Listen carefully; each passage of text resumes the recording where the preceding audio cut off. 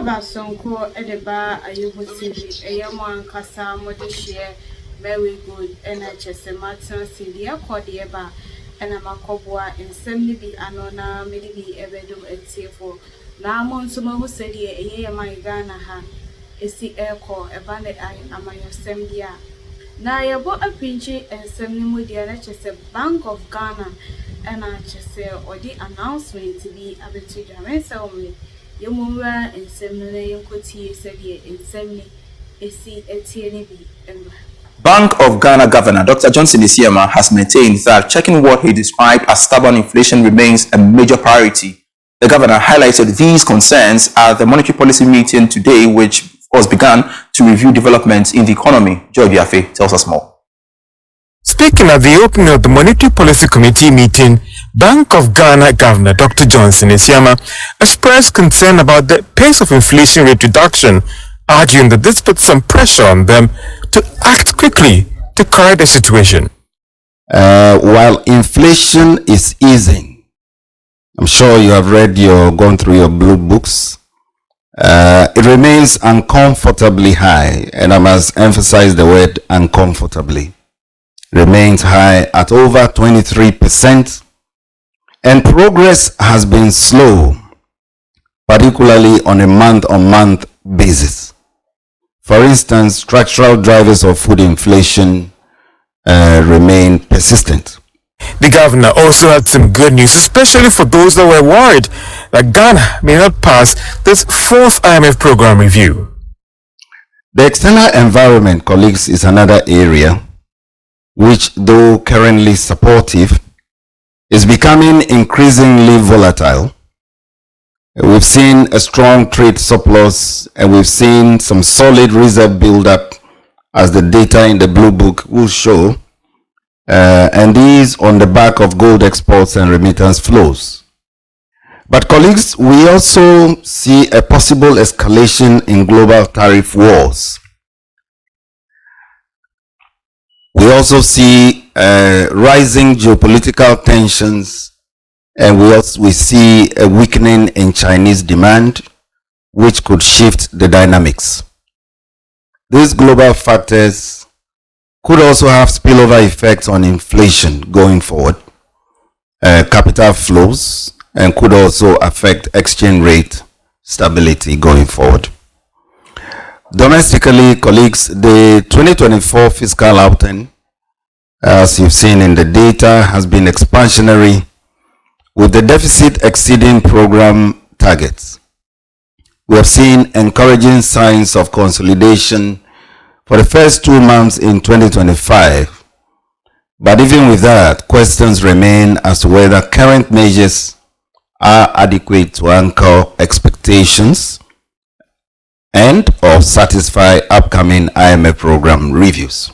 He also revealed that more reforms are needed in the banking sector to foster the expected stability and growth that we're all looking forward to. While the private sector credit is recovering in nominal terms, real credit growth remains modest. Colleagues, banks are still cautious, and NPL levels remain a concern. Meanwhile, our microfinance and rural banking sectors are stagnating, although showing some signs of stability. We need to get along with the recapitalization and regulatory reforms to preserve confidence in that area. The Bank of Ghana Governor Dr. Johnson Isiema reminded members of the Monetary Policy Committee that their job is cut out for them, looking at the current challenges facing the economy. Colleagues, there are also deeper structural issues which we must not lose sight of. For example, the underinvestment when it comes to agriculture, the persistent exchange rate misalignments that we contend with, and the need to deepen domestic financial markets, particularly after the DDEP and its impacts. All right, so let's expand the conversation much further. Joining us via Zoom is a senior finance lecturer at the University of Ghana Business School, Dr. Benjamin Amoah, for some perspective on this matter. Thanks so much, sir, for joining us here on Business Live. Now, as a finance person yourself, how important is transparency when it comes to winning the trust of the public within the financial sector, you would say? Thank you very much.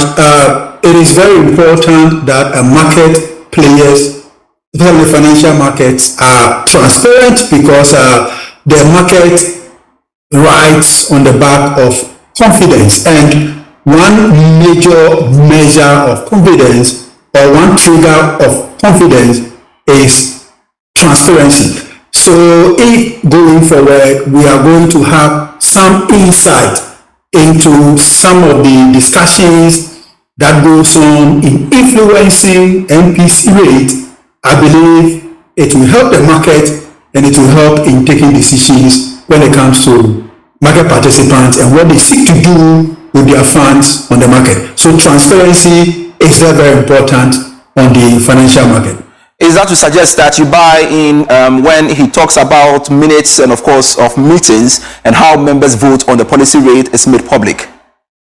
It has to because the Bank of England does say, the US Federal Bank and the European Central Bank, they don't shy away from publishing monetary policy minutes. So if Ghana is to do same, it is in the interest of global best practice. These are individuals, experts in their area, who are reasoning through money and how best to influence the price of money, i.e. interest rate on the market. So it will be good if market watchers and analysts know what exactly is happening and what is influencing their decision in terms of the minutes that will be published. Of course, I doubt if they will go ahead to identify each statement made and assign it to a name. What the minute will be is more of a summary of the discussions and the voting that will be taking place as to how many people voted for and how many people voted against. In terms of matching the details of the vote to the membership or the members of the Monetary Policy Committee, I doubt if the central bank will do that. But it is good that at least the market is having some insight into what is happening. What we need to be looking at is how many days in terms of lag will it take the central bank to release these minutes.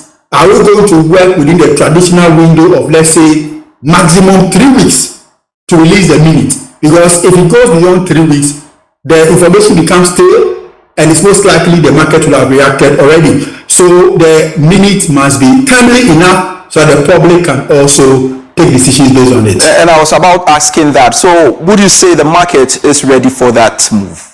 Yeah, the market is ready because so many things are happening on our market, and you want to let the market follow the numbers and follow the central bank. You want the market to trust, you want the public to trust the central bank. And so if information like this will come and it will come in a timely manner, I believe strongly that the market will make good use of it. So indeed, the market is prepared and we are eager to have such minutes